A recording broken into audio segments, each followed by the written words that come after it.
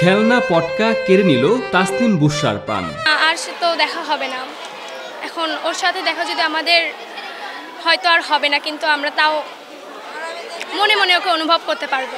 বগুড়া শহরের মালতীনগর উচ্চ বিদ্যালয়ের সপ্তম শ্রেণীর মেধাবী শিক্ষার্থী তাসনিম বুশরার স্বপ্ন ছিল বড় হয়ে পুলিশ হবার। সেই স্বপ্ন সঙ্গে নিয়ে বুশরা এখন দূর আকাশের তারা। এখন মনে হয় ক্লাসে যদি ও না থাকে তাহলে আমাদের মনে হয় যেন ক্লাসটা খুব ফাঁকা ফাঁকা লাগতেছে।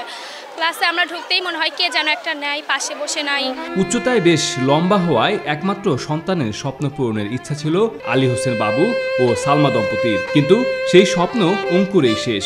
28 এপ্রিল রাত 9টা বিকট শব্দে বিস্ফোরণ, মুহূর্তেই ইটের দেয়াল ভেঙে তছনছ ঘরের আসবাবপত্র।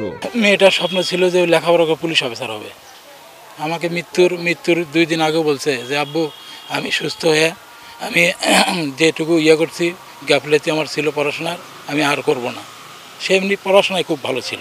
শহরের মালতীনগর মোল্লাপাড়া এলাকায় রেজাউল করিম ও রাশিদুল ইসলামের বাড়িতে বিস্ফোরণ ও দেয়ালের চাপায় বুশরা সহ আহত হন 4 জন। বুশরা ঢাকায় চিকিৎসাধীন অবস্থায় মারা গেছে শনিবার রাতে। আহত 3 জন বগুড়ায় হাসপাতালে ভর্তি। কারেন্ট ছিল না, মনে করছে প্রতিবেশীর বাসায় গেছে, একটু এই জায়গায় বসা মাত্রই শুনলাম যেটা এই পরিস্থিতি।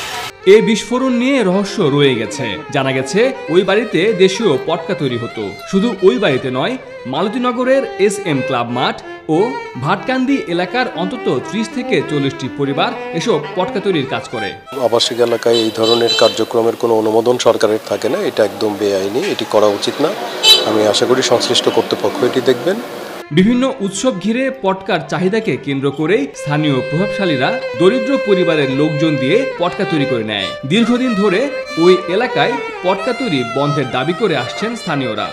আমরা এর জোরালো প্রতিবাদ করতেছি, এর যেন সুবিচার হয় এবং এই পটকা বানানোর এই কার্যক্রমটা যেন বন্ধ করে দেয় প্রশাসন। আমরা এলাকার লোক, আমি মসজিদের সভাপতি হিসেবে আমি চাই যে এটা সুষ্ঠু তদন্ত হোক এবং এটার ভালো একটা ব্যবস্থা হোক। পটকা তৈরির কারণে এলাকার মানুষের জীবন রয়েছে হুমকির মুখে। তাই স্থায়ীভাবে পটকা তৈরি বন্ধের দাবি জনপ্রতিনিধি সিপার আল মুক্তিয়ারের।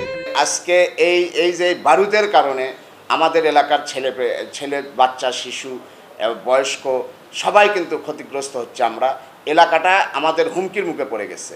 আমাদের এলাকায় কিন্তু মাদক পাবেন না, আমাদের এলাকায় কিন্তু ইফটিজিং পাবে না, কিন্তু এই পটকাটা, এই বারুদটা আমাদের এলাকায় অ্যাভেলেবল হয়ে গেছে। এইটা কমানোর জন্য মানে প্রশাসনের উচ্চ মহলে আমি দাবি জানাচ্ছি যে অবিলম্বে এই শিল্পটাকে একবারে মানে চিরতরে নির্মূল করার জন্য প্রশাসনের হস্তক্ষেপ কামনা করছি। পটকা তৈরির বারুদ থেকেই এই বিস্ফোরণ নাকি অন্য কোনো কারণে তা জানতে ঢাকা থেকে বোম ডিসপোজাল ইউনিটের প্রতিনিধি দল বিভিন্ন আলামত সংগ্রহ করেছেন। তদন্ত কার্যক্রম অব্যাহত রয়েছে। এ ঘটনায় জড়িতদের আইনের আওতায় আনা হবে বলে জানান বগুড়ার অতিরিক্ত পুলিশ সুপার শরাফত ইসলাম। ইতোমধ্যে বিস্ফোরক দ্রব্য আইনে মামলা হয়েছে, একজন আটক আছে। আমরা খতিয়ে দেখছি যে আসলে এই বিষয়ে অন্য কোনো বিষয়ে জড়িয়ে আছে কিনা। খুবই গুরুত্ব সহকারে দেখা হচ্ছে, যেহেতু একটা বিস্ফোরক দ্রব্যের বিস্ফোরণ বলে আমরা জানতে পেরেছি প্রাথমিকভাবে।